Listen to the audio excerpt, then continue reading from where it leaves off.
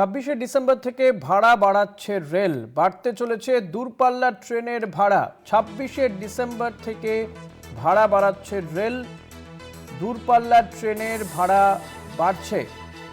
শাশ্বতী রায় রয়েছে আমার সঙ্গে টেলিফোনে। শাশ্বতী, রেলের ভাড়া বাড়াচ্ছে, দূরপাল্লার ট্রেনের ভাড়া বাড়ছে, কত করে বাড়ছে কি জানতে পারছো?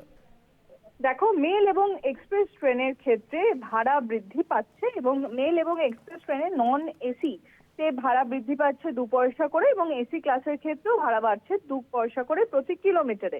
সেক্ষেত্রে বেশ কিছু গুরুত্বপূর্ণ আরো সিদ্ধান্ত নেওয়া হয়েছে যে অর্ডিনারি ক্লাস বা জেনারেল ক্লাসের ক্ষেত্রে 215 কিলোমিটার পর্যন্ত কোনো রকম ভাড়া বৃদ্ধি পাবে না এবং এই 215 কিলোমিটারের পর থেকে জেনারেল যে কোচ তার জন্য 1 পয়সা প্রতি কিলোমিটার ভাড়া বৃদ্ধির সিদ্ধান্ত নেওয়া হয়েছে এবং এতে করে মনে করা হচ্ছে যে এই ভাড়া বৃদ্ধির ফলে প্রচুর পরিমাণে মুনাফা পেতে পারে ভারতীয় রেল এবং যেহেতু এই গত ফিনান্সিয়াল ইয়ারে বা অর্থবর্ষের তুলনায় প্রায় 600 কোটি টাকা বেশি মুনাফা অর্জন করতে পারে এই সামান্য ভাড়া বৃদ্ধির মাধ্যমে। তবে সাবারবান ট্রেন বা মান্থলি সিজন টিকিটের ক্ষেত্রে অর্থাৎ লোকাল এবং লোকাল ডেমিউর ক্ষেত্রে সেই অর্থে ভাড়া বাড়ছে না, কোনো রকম ভাবেই কোনো ভাড়া বৃদ্ধির সিদ্ধান্ত নেওয়া হয়নি।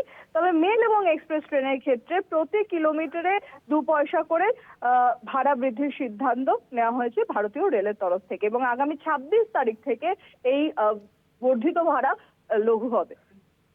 ধন্যবাদ শাশ্বতী। কথা বলছিলাম প্রতিনিধি শাশ্বতী রায়ের সঙ্গে।